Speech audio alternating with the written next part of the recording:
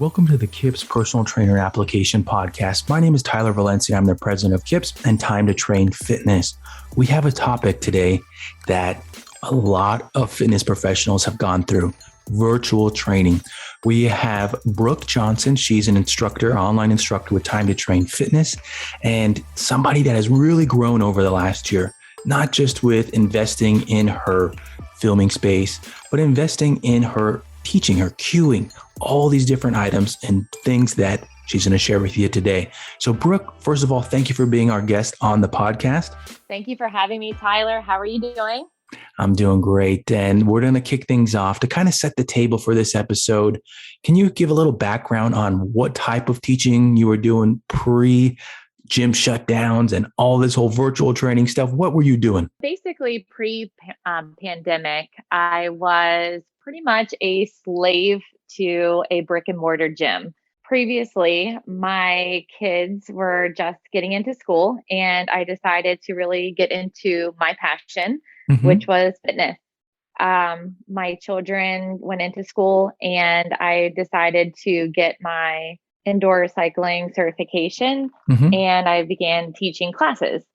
So once I realized that I can only teach so many classes a day, I decided to branch out and become certified in personal training at a local gym I started working at. And at that point, their mantra was the more hours that you spent at the gym, just having a face at the gym, being there for members to ask questions, is how you gained clients. That one-on-one talking, which I agree. Being there and, that one-on-one time and asking questions and being available and being a resource to others while working out in a gym is how you make those relationships. And at that point, though, to gain that experience, I was spending anywhere from 30 to 40 hours in the gym, from not only teaching indoor cycling, but also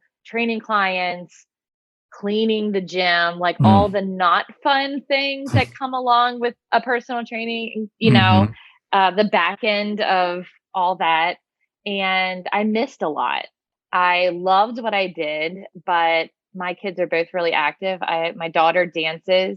My son is a soccer player. So we were always moving on in the evenings, weekends, and I had to make a lot of sacrifices. I missed soccer games. My husband travels, so it was a very hectic. We were at one point just meeting in parking and seeing kids so I could get back to the gym. And at the point when I was just starting out in personal training, I was thinking, well, this is what will make it. This is what I need to do. This is how you become successful. Blood, sweat, and tears, you're there all the time. And I thought that was how I would make my mark in the industry. So when the pandemic hit, everything stopped. Everything closed. I'm in Maryland, and we were one of the first states to close gyms, close schools, close even playgrounds, any kind of gathering over 10 people.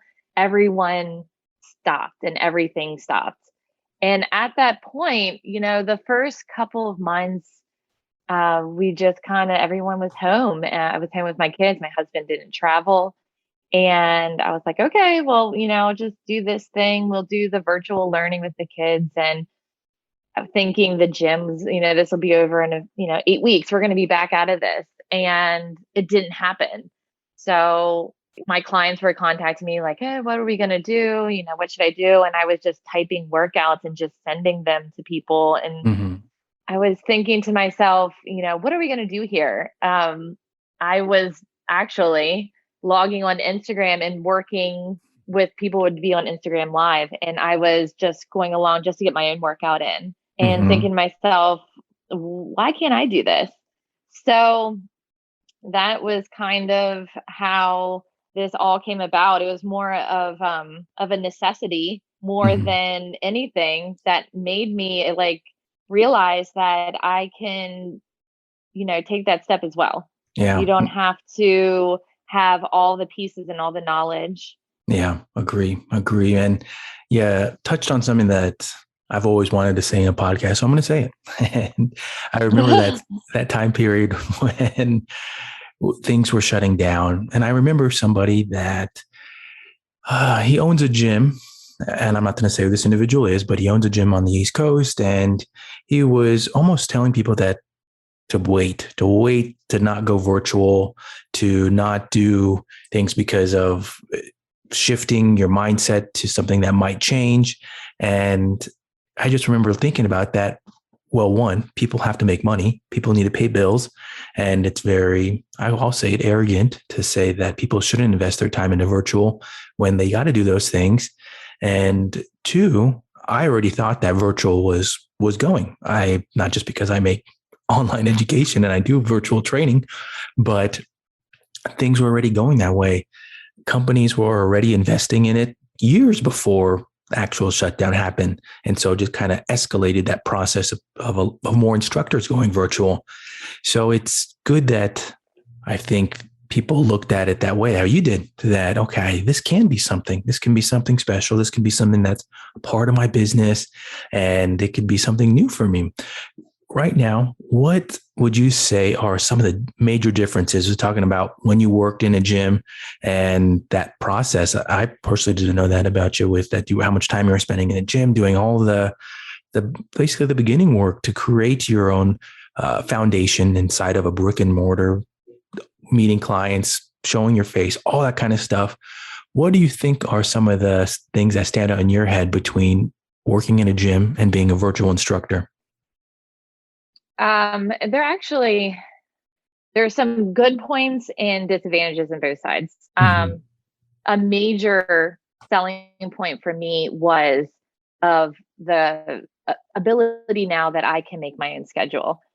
If Liam has a soccer game on a Thursday, I can fit my schedule now to make that work. I am no longer tied to someone else. You're running your own business here. Yeah. You want to make it this, you have to have your own self drive. Like, you have to be able to push yourself, but also that it can be also a disadvantage, because if you're not the self-motivated person, that can also be, a hamper, Yeah. in being able to be successful. So that's kind of, for me, that works for me because I'm a very self-motivated person. That's what I want to do. So that's why I did it. But if you're lacking in that drive and be able to kind of prioritize your time, that could also, be a deterrent for you. It is nice being able to work from home. That is a plus. Mm-hmm.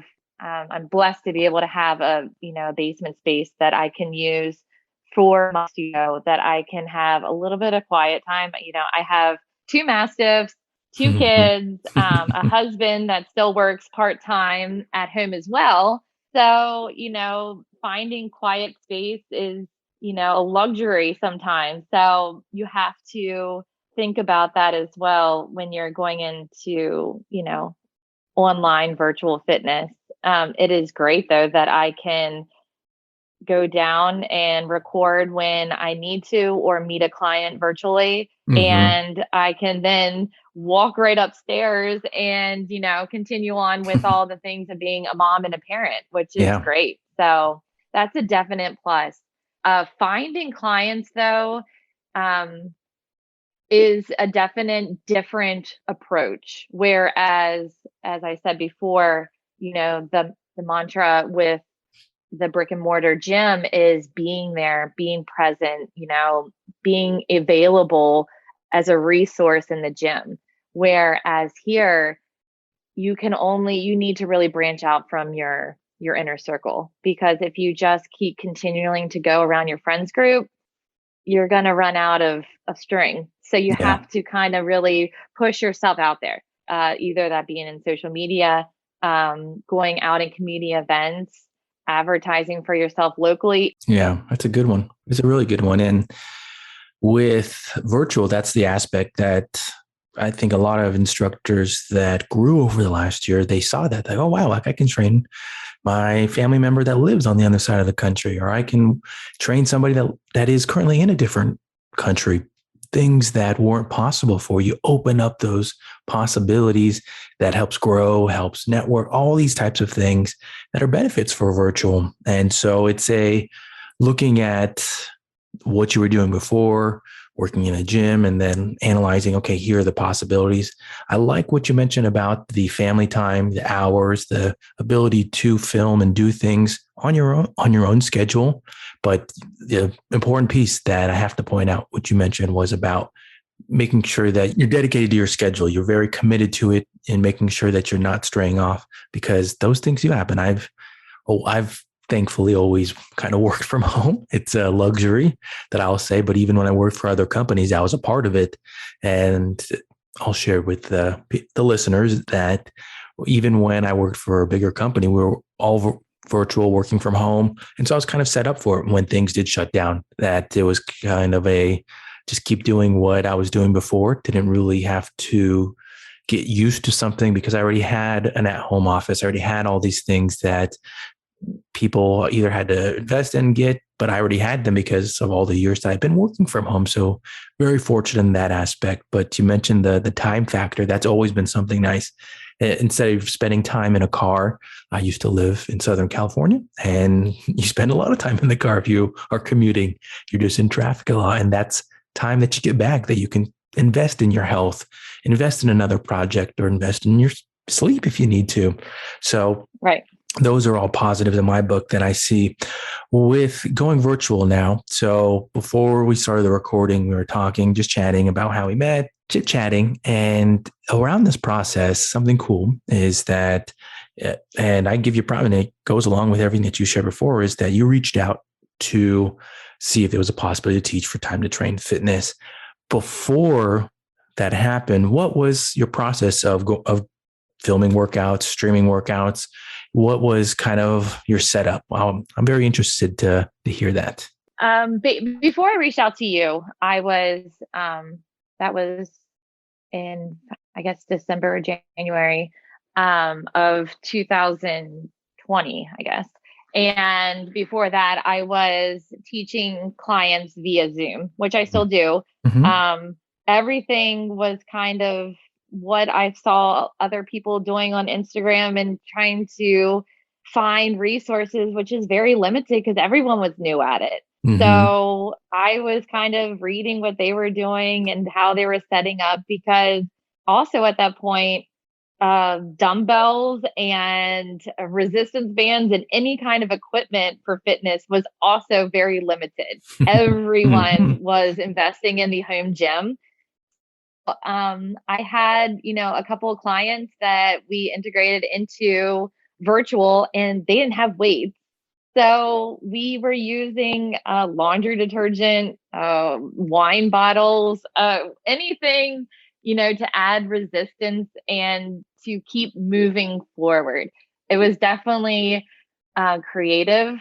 It helped me actually become a better personal trainer, because you had to be outside the box. You had to think, how am I going to get this person a full body workout when we have 2-pound weights and a 2-gallon jug of milk? So what are we going to do here? So Mm-hmm. yeah, it was very creative. And it was, I did teach a few spin classes on Zoom, and I had no microphone. I had a Bluetooth speaker that I put on my bike as I rode. And the camera quality was just my laptop camera. Like, it was very, I mean, looking back now at my workspace, it was kind of crazy, but I was still doing what I love to do. And so I made it work. And at one point, especially when you're in the lockdown, having connections with other people is so important. And moving your body, especially when you can't go anywhere, is also so important. So if anything, an act of self-care for myself, and as well as, my clients and my friends. A lot of times, even with my friends, we would just do free, like, for me to get experience, I was like, hey, do you want to jump on a Zoom and we can ride. And they're like, well, I don't have a bike. And they're like, well, do you have a treadmill? So we'll just jump on that. And anything just to make those connections, because it was so important back then, and it still Yeah. is now. I dig it. I dig it. And I have to add in for everybody listening that it's very fascinating for me to hear how Brooke was doing virtual workouts before, because I will say now that Brooke, she puts out 4K footage with great audio, great music, and to see, she's got the lights, she's got the colored lights, she's got all these things that when she's talking about it, going back to when how she started, it's night and day. And we'll make sure to throw a link in the comments for a free workout that you can check out with Brooke on the Time to Train YouTube. We'll make sure to throw that down there. So if you want to see what her filming looks like, or even if you want to take a workout with Brooke, you can do that for free on the Time to Train YouTube channel. So always interesting to hear those types of growth stories. And one thing that I'd like to shift now to is your approach to virtual workouts, the process that you're going through. And I think this is a fascinating topic because I always talk about the brick and mortar. You have your process if you're teaching a live class that you are having to show up early. You got to set up your equipment. You got to make sure that if you do wear a microphone, you got to make sure the lights are on and you're plugging into some type of tower of speakers and whatnot. And so there's your process there for brick and mortar. Now with virtual, there's a similar process. How do you approach virtual workouts with your setup and even your mindset? Definitely has been actually a really awesome experience for me, from going from teaching in person live to the virtual option. Because a lot of times I feel as when you're teaching group fitness, cycle, whatever that may be, that you feed off the energy of the room. You feed off seeing that eye contact with other members, feeding off, everyone's energy in the room, where when you go virtual, you can't do that. You have to really become kind of like an actor. If I talk to people or talk to, you're doing great, blah, blah, blah, and really, I don't know what you're doing. But it is kind of, I pretend, you kind of have to pretend that there's other people there. And it's very awkward at first, to talk like that. But as you get more comfortable, especially being in the camera, then it's not as big as an issue. If anything, I do now currently I do teach in person still, and I moving from virtual, and then also I took what I've learned from that. It makes you better for even in person, because for virtual as well, another difference is that the music, virtually you have to use royalty-free music.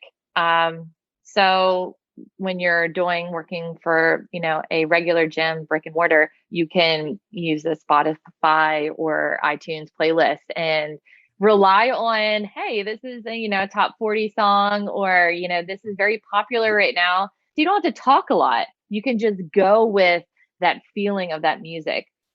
Shifting virtually, that luxury isn't there.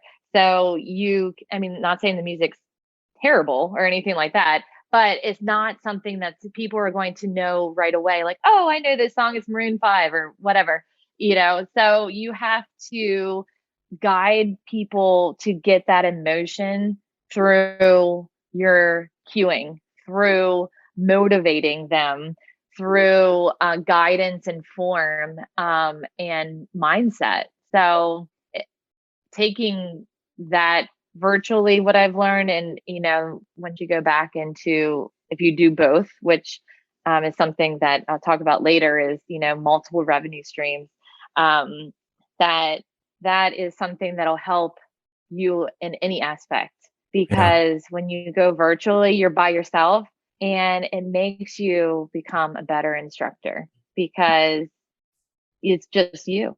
Yeah. I guess with the setup, for me, is that it takes time.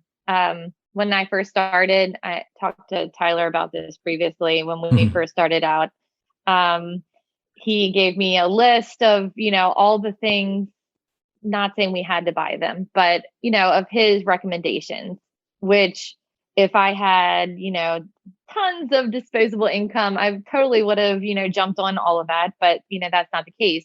So, I went with priorities, and first and foremost would be a mic, and your video quality was, up there as well. And then you build off that. And as you go, you upgrade or you add a little bit here and there. And that's kind of how I took it. It's not exactly the way that I envision my end goal of what I want my studio space and my recording area to be. But, it's so exciting, the process of, getting a little bit here and, getting something more and becoming a more professional workspace, which is fun and it's kind of neat. When I first started, I think I just used a old mic and my camera from my iPhone, and that was, and I had a Scarlett solo mixer. So those were pretty much the biggest components, that I had at the moment. And thankfully I had a good mentor, Tyler, not to make you blush, but I mean, it was really nice that I had someone to help me that's already has some knowledge, because there wasn't a lot out there. I mean, still to this day, there's really not a lot for the people that are in the industry of, how to set up your cameras, how to set up your lighting that makes it look the best, how to, adjust your microphone to your music, that is all it's trial and error. It really is. And that's one of the things that you just have to go for it. You may not have everything right in line, but if you wait for everything to be right in line, you're never going to do it.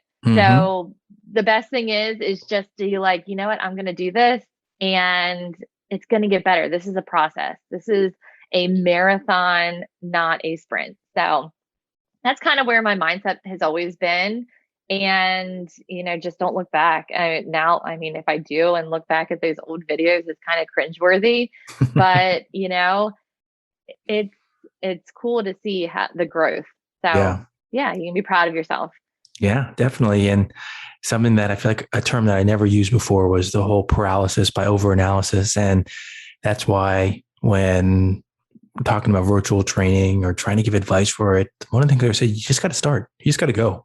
Don't overthink it. You got to go. You got to think about, what do I have? Exactly what you're saying. What can I have to start? And just get that practice, get that experience in, because all the things you just mentioned, you learn those things through experience. You learn, okay, I need to tweak this thing. And I like how you mentioned that it made you a better instructor for being in person, because I could see that you're probably more conscious now about what are you doing? What are you saying between songs, during songs? Because before you could probably rely on the music to motivate people, but now you are constantly being able or having to motivate more or doing more motivating in person, which makes you a better instructor. And I do take Brooke's classes or cycling classes online. And that's one of the factors that it wouldn't be as fun if the person just puts on a song and you're just kind of going with it. The motivating factor keeps you going, keeps you moving. And I can definitely see how those things correlate with each other. And with the virtual training aspect, learning that all the setup, that kind of stuff, I definitely appreciate what Brooke said about being able to help out in that department. And it's something that even I'm still learning. I'm learning in terms of how can I improve the process for instructors for virtual training. But I know that I had a little bit of a head start because I was already working on that side of the fitness industry with creating content, filming, editing. So I had that kind of leg up. But when things did shut down, I had to invest in areas of where do I find this information? And it's not coming from the fitness industry. I've said this in other podcast episodes, how a lot of the videos that I watched, they were from actually people that were streaming church sermons, and that's where I got a lot of the stuff. How, like, what type of software were they using? What was their setup? All these kinds of things. And you just got to be able to think outside the box. Like, okay, I can apply that concept to my workout. And I was just watching a tutorial this week that somebody asked about microphones. And I will say right now on the podcast that the microphone is one of the most important things. And I know that when Brooke and I were texting about her upgrading her microphone, I remember she said, I just got to do, I'm going to bite the bullet. I'm going to get, we use a lot of the instructors with Time to Train. We use the Rode Go microphone, lavalier microphone, and it's biting the bullet because it is costly. And in other industries, $200, $250 might not sound like that much, but for the fitness industry, that's a big investment. That's a whole continuing education course, a new certification. And so that investment, though, is part of your setup. It's part of what you got to do to have quality audio. But where I was going with this story was that I was looking at microphones, between shotgun microphones, boom microphones, and trying to learn more in that area. And somebody in the comments of a YouTube video asked, okay, I teach virtual workouts. Do you recommend something like this? And it was interesting. That person basically said that workout videos are their own kind of special item, because the instructor is not just in one place. It's not like an interview where you could just set up a boom microphone right above out of frame.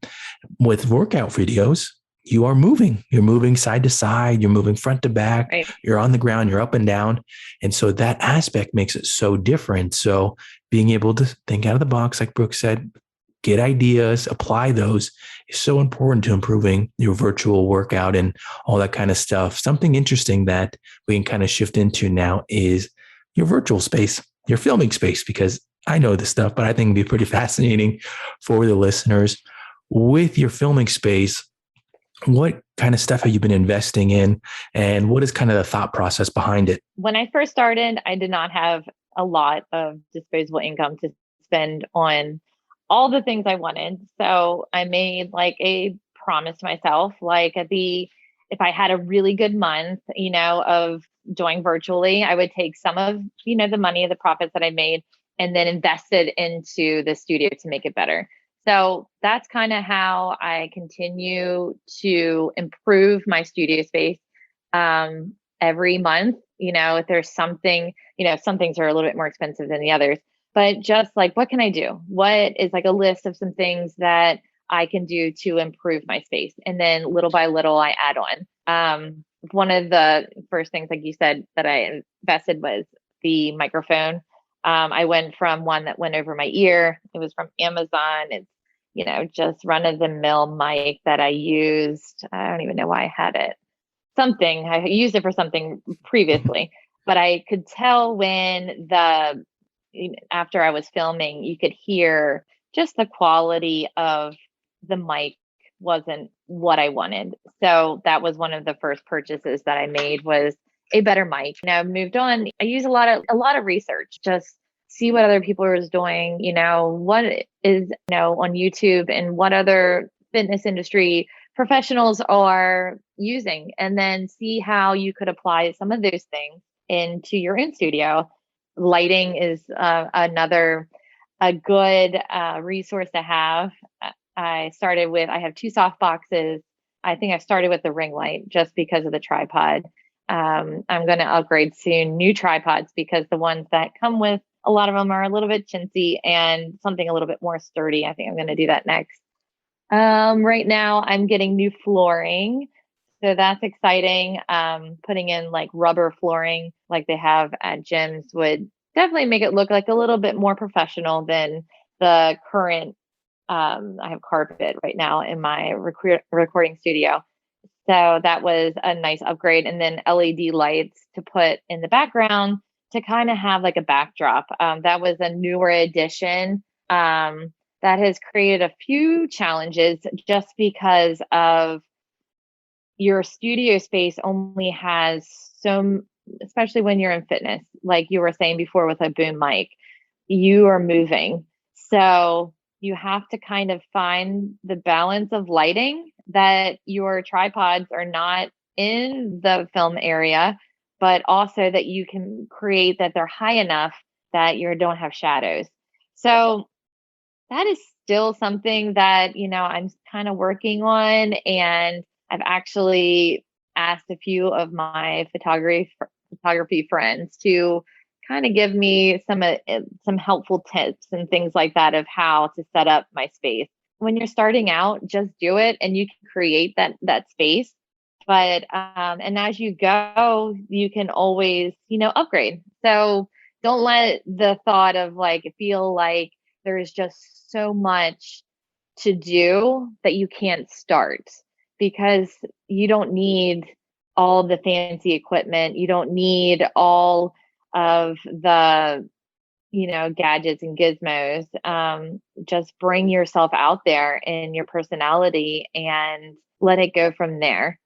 I dig it. I dig it. And I mean, the pieces that you and I were talking about with our virtual space, improving them, and this was all before the recording started, because at the current moment, I'm working on a new filming space to basically just have another filming space in my house. And you can make these things. And that's one of the things that you might think like, oh, it's going to cost so much money for it. And one of the areas that I always go for stuff is always like secondhand markets. Offer up Facebook Market. I got a really sweet deal on some flooring, and you'd be amazed what you can find if you just take some time. I know that takes a little bit of patience. Sometimes you got to do a little bit of investigating, but I mean, the flooring that I just bought, it was off of Facebook Market, and it was actually extra flooring that somebody had from a gym. And so it was unused, and he'd had it for a long time. And I will tell you that I paid a fraction of the cost that people will probably pay on flooring, but it's one of those things where it takes a little bit of effort, but the reward is so much better than, not having a filming space. And on top of flooring, I got some trim, some paint, and basically just cleared up a wall and made sure it was neutral colors. And probably I'll spend around, let me think, maybe 200, 250 on a new filming space. But the outcome, it will look like it's in a gym. It'll look like a professional setting. And it might be a little bit more because I'll probably get some little things to make it look like a set. But those are things that anybody can do. It just takes a little bit of thought in terms of maybe identifying something that you like at a gym. The spot that I'm trying to replicate, it was at a gym. It was in a group fitness room. It was a wall of it. And it's still in my head what it looks like. And I'm just basically trying to make my own version of it. And then you could take that to the next level in terms of thinking, okay, one of the things that Brooke actually mentioned before this recording that was a good point to think about, and I've heard it from other instructors, was about, well, I typically wear black pants when I teach. Well, how is that going to contrast with when I'm filming in my flooring, in my background? So those types of things are next level stuff. But I'd say if you're thinking about improving your space, throwing up some paint. A good tip is always to think neutral. Get a neutral color of paint that you can throw on the wall. It's not going to take too much time, not going to be too much in terms of cost. And all of a sudden, you're already taking those steps to improving. So good thought process right there that I think a lot of people can take from with investing in their virtual space, their filming space. The next thing that I love to hear from you, Brooke, is what are 3 pieces of advice you can give instructors that are currently teaching online, not thinking about it, but currently teaching online? One very important piece of advice, and it's probably how I started working for Time to Train, is you don't know unless you go. Sometimes you have to take a little risks that are a little bit scary, that you don't know what the outcome is going to be if you want to get to the next level. Because again, if you're already teaching virtual, know that there is competition out there. There's also, America is opening back up and gyms are, regular gyms are opening back up again. How can you still find your place in this industry? So a lot of that is branching out and taking risks. So with how I got into Time to Train, I don't know if we ever really talked about this on the podcast, but I saw another previous instructor from Time to Train on Instagram and saw that she was producing videos, and she was out of Arizona and I'm in Maryland. And I thought, how cool is that? That this is a nationwide, company, and I want to be part of it. So I just saw on the Instagram their email address. So I just sent an email and just asked if they were looking for instructors. I had at that point a bike that was, it wasn't even a great bike, but it was what I could find at the time. It was what I had. I had a white background, and my carpet, and that was like the studio at the time. And I was like, you know what, I'm just going to go for it. If anything, they'll say they don't need any instructors, or, I'm not there yet, or whatever, just go for it. And, it kind of worked out. So that's kind of what you have to do. Continually to stay in your box is not going to, you're not going to grow that way. Kind of, you got to do things a little risky, and you got to do things that scare you a little, because those are what have the rewards. And that's how, you can make it. And that's another, another great part of advice is to not just have one revenue stream, because especially, if you're already doing virtual fitness, means that you've already done probably in person at one point. And if you're in the fitness industry, how your income ebbs and flows. At January, when everyone is super motivated and everyone wants to work out and everyone wants to, go to the gym, or, have a personal trainer or take fitness classes, it's great, and then when summer hits and everyone is kind of getting away from fitness, you have to know, you have to have something else. So that is why it's important for those that are in the virtual fitness industry to make sure that you have different revenue streams, so that if one is lacking, you can depend on another part, that you're not going to, for me, when I first started, I was only teaching indoor cycling. You can't put all your energy into one stream, especially when you're teaching indoor cycling. There's only so many classes you can teach a week before you can either get injured or you just feel depleted and run down. So that's where I got into personal training, because it's another avenue. And that is another way that you can take virtually and continue getting different certifications, being able to offer different classes, even maybe doing some things in the community. I teach a senior class in person outside, which is a different source that I didn't think that I would be in, but I really enjoy it. And it's a great group of ladies. But that's another, another stream, and you learn.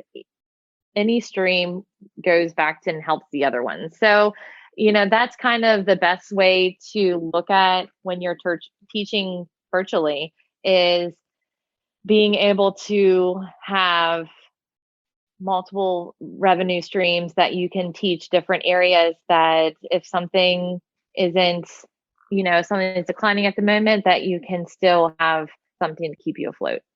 I dig it. I dig it a lot.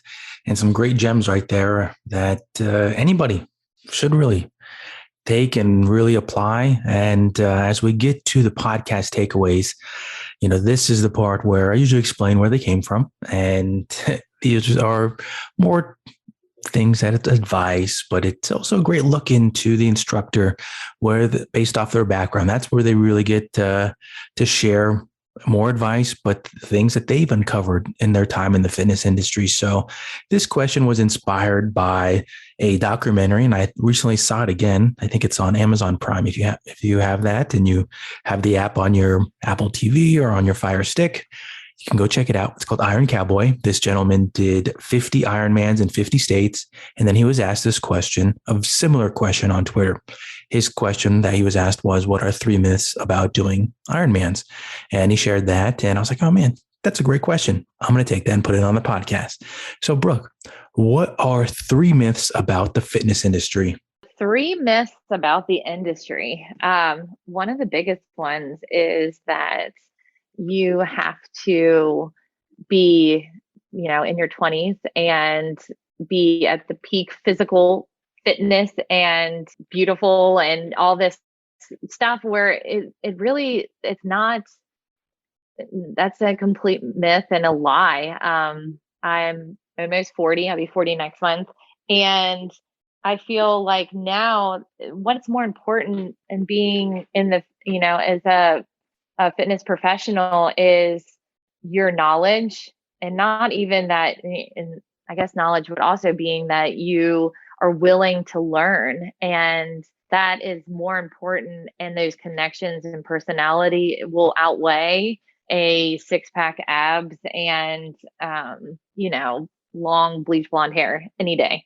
I think that more important that you can make those connections with your clients and with the people that you train. That will, that's a huge myth. And I think it kind of actually, I think it stops people from, doing what they want and doing what they love because they're afraid of the judgment of being, in this industry. And that's a huge myth. And I don't think it's fair. If anything, I think it puts people, to try new things. I didn't honestly, I graduated college with a bachelor's in marketing. So when I got into the real world and I was like, this is not what I wanted to do. And then I ended up having two kids and, I got married, and that, kind of stayed in the wayside. And then, when Lucy went to school, that's kind of when I was like, all right, I can get back into the corporate world, or, I can follow my passion. And I was already 30. So I was like, is this too late? Did I miss the bus? But you know what? I feel like it was at perfect timing because I feel now as I get older, I don't really care what anyone thinks. I don't really, I have a lot more self-confidence in myself. And that's something that, age definitely gives you, and perspective and experience. And that's how you get those connections with, your clients and with your audience, is that you can be relatable. And that's something that, is a definite myth. So that's number one, I guess, would be another myth about fitness, that you have to do burpees, because I think they're terrible. I think Actually, I'm anti burpee. You will never see a workout with me doing burpees because I just feel like they're unnecessary. And I don't really think that they have any value. I mean, if anything, break them down into different, movements, and burpees are terrible myth. I like that. And last myth about the fitness industry. A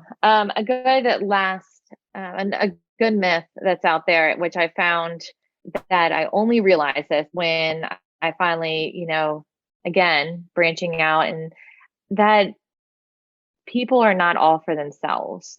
I think there is a plethora of knowledge when people reach out to me on my Instagram and ask me, things and questions about fitness, or, on demand teaching, or, virtual live teaching.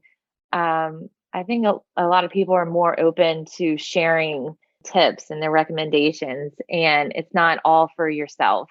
And I find that it's intimidating in this industry when you think you see these perfect pictures online of, this snapshot of their workouts and their videos and things like that. And you find that they are unattainable. And that's not really the case. I feel as even when I've asked people about, how they do this, or, what music they're using, or, what camera lighting's been, kind of what I've been focusing on right now, that they're very open with, helping other people. And I think fitness is one of those, very, appearance and things like that. But there's a lot of softer sides to a lot of people, and that we all, for me, that I am always there to, help other people. We have a couple of new instructors coming to Time to Train, And I was like immediately like reached out to them as, like, hey, it's crazy. It's weird. It's a little awkward at first, but if, I'm always here if you have any questions. And, it is a new journey and it's exciting. So I dig it. Yes. And at this point in the podcast, I always try to pick at least one to chime in on because there's always good ones. And even though I am the host of the podcast, I try to limit to one because this episode is not about me. But it's one of those things that I think you're right with the fitness industry, that there are a lot of people willing to help. I think that's ciphering through it and seeing who is, I feel like this is a very broad word, but who is real and who's not. But you will find a lot of people out there willing to help and willing to guide you along the way or just tell you what they're doing. And it's always interesting when you see those people because you're like, oh, wow, I wouldn't have expected that. So very good tip right there, Brooke. Before we sign off here, Brooke, can you share your social media profiles with everybody? Sure. I'm on Facebook. My name is Brooke Johnson. Also, I'm on Instagram. It's my IG username is Mrs. Johnson. And you can find me over there. Please reach out, send me a message. I'm always love to connect with other fitness professionals, or if you've taken a class and I just love to hear from you. I like to make those connections. And that's kind of the cool thing about virtually, if you're still deciding if you want to put your toe in the water, it's amazing what is out there. I trained someone in Utah and I'm in Maryland. And besides, realizing the time differences, it's such a cool experience. So I say, if you want to do it, go for it. Awesome. Thank you for being on the podcast, Brooke. I really enjoyed all the things you shared and the story of your journey, all that kind of stuff. Really good gems in here. Thank you again for being our guest. Thank you for having me, Tyler.